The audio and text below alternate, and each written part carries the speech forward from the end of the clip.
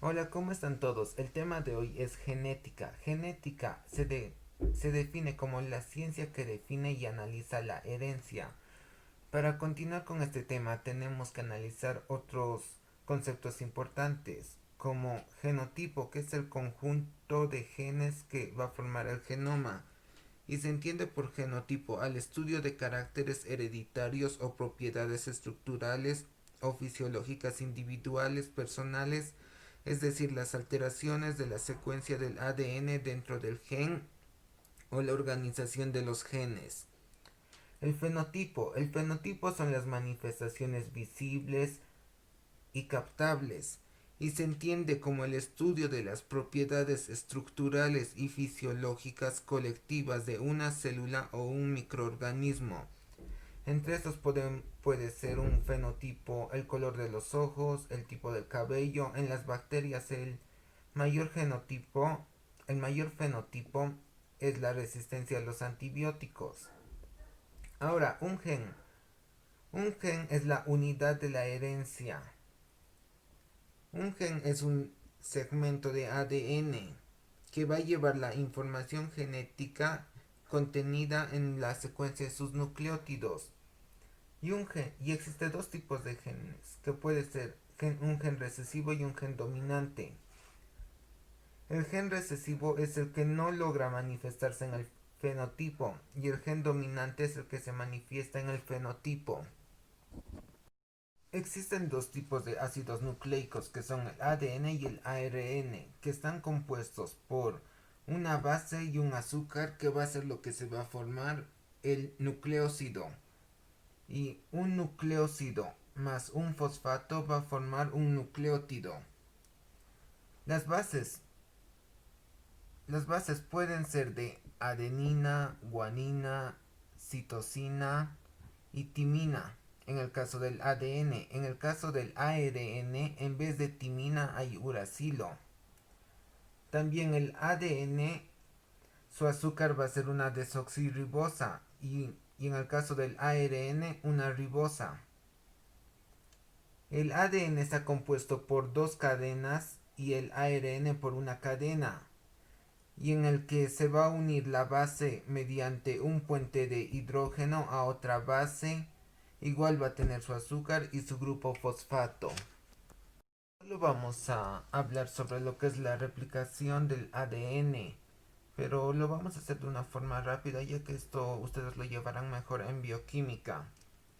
La replicación del ADN. Primero, se va a identificar un segmento al que se quiere al que se quiera replicar del ADN. Y aquí va a actuar lo que van a ser las helicasas, que estas van a abrir los puentes de hidrógeno y se va a formar lo que es la horquilla, que es este extremo, que parece la abertura de una cremallera. Aquí también hay una topoisomerasa que va a evitar la tensión que se ocasiona al abrir estas dos. El crecimiento se va a sintetizar mediante el extremo 5' al extremo 3', en el que primero va a actuar un RN cebador y luego después de esto va a estar la ADN polimerasa que va a sintetizar de un extremo 5' a un extremo 3'. Luego, pero como aquí pueden ver de que los extremos son distintos, esta hebra se va a llamar la hebra retardada, que se va a generar mediante fragmentos, que son los fragmentos de Okazaki, que van a crecer a esta dirección y posteriormente se van a unir mediante ADN licasas. Vamos a mencionar un poco de lo que es la transcripción del ARN para la síntesis de las proteínas.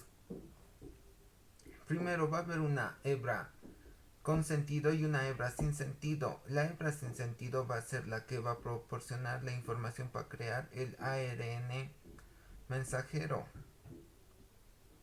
ya que recuerden que son contrarios.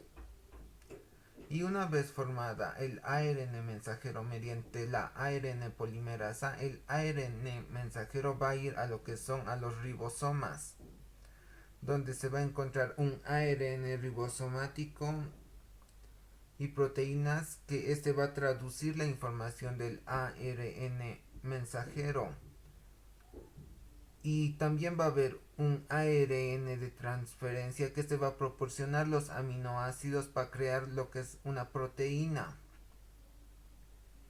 Esta pregunta el doctor generalmente la suele meter en su examen en la parte de complementación y pide a que ejemplifiquen esta parte. Como pueden ver, el ADN contiene información genética. Luego se crea el ARN mensajero que va a leer la información, el ARN ribosomático que traduce la información genética, el ARN de transferencia que transfiere la información genética y se sintetiza una proteína. Vamos a hablar de lo que es el cromosoma de las bacterias, o sea, procariotas, y vamos a mostrar una diferencia con el cromosoma de los eucariotas. Primero, el cromosoma de los eucariotas es diploide y el cromosoma de los procariotas es haploide.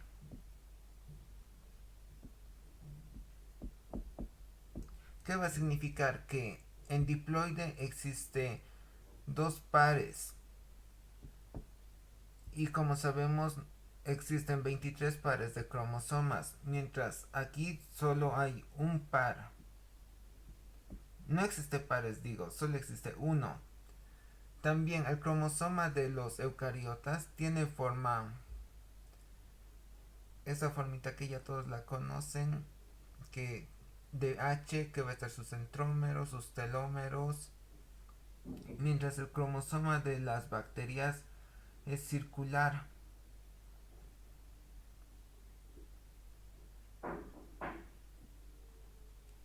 Como podemos ver aquí, en el que el ADN va a estar unido covalentemente, mientras aquí el ADN está unido a las histonas en forma de, en esta forma, medio como un ovillo de lana.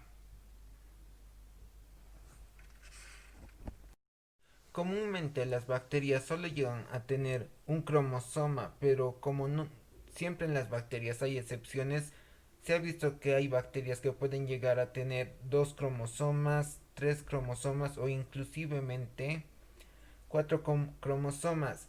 El cromosoma de las bacterias generalmente suele ser circular, que está unido mediante enlaces que suele estar unido mediante un enlace covalente. Pero también se ha visto que hay ciertas bacterias que su cromosoma puede ser así de lineal.